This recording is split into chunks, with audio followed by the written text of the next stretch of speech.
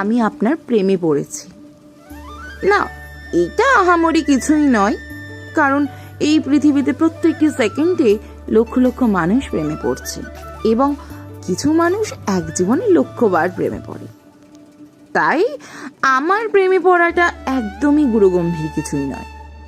আর যাই হোক, স্যালারির ডেট পিছিয়ে যাওয়া, এক সদ্যজাতর প্রথম শব্দ বলা কিংবা দেশে যুদ্ধ লাগার মতো গুরুত্বপূর্ণ তো নয়, তবু জানাতে ইচ্ছে করলো। কারণ আমি মনে করি প্রেম জানানোটা একটা ভীষণ কঠিন কাজ। ভালোবাসি না বলার থেকে ভালোবাসি বলতে বেশি সাহস লাগে। থাকতে পারছি না বলার থেকে তোমার সঙ্গে থাকতে চাই বলতে অনেক পোক্ত শির দ্বারা লাগে। তবে না, ভয় পাওয়ার কিছু নেই। প্রেমে পড়েছি মানে এবার প্রেম করার আবেদন দেব, বিয়ের স্বপ্ন দেখব, আপনার থেকে নিয়মিত সময়ের দাবি করব, এমনটা মোটেও নয়। আমি জীবনে এত কিছু একা সামলে ফেলেছি যে এখন প্রেমটাও আমার কাছে একান্তই ব্যক্তিগত দায়িত্বে পরিণত হয়েছে।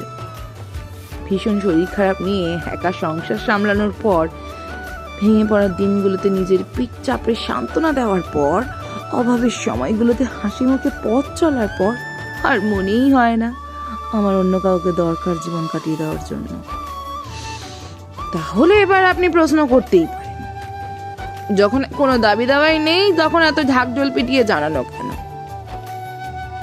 কারণ এই অসহিষ্ণু শতাব্দীতে, যেখানে প্রতিনিয়ত মানুষ একে অপরের শোষণ করছে, যখন ভালো ব্যবহারের পিছনে স্বার্থ লুকিয়ে আছে, যখন প্রতারণা স্বাভাবিক আর আনুগত্যকে পা চাটা বলা হয়, তখন কাউকে প্রেমিক বলাটা দূষিত শহরে পরিষ্কার আকাশ দেখতে পাওয়ার মতো।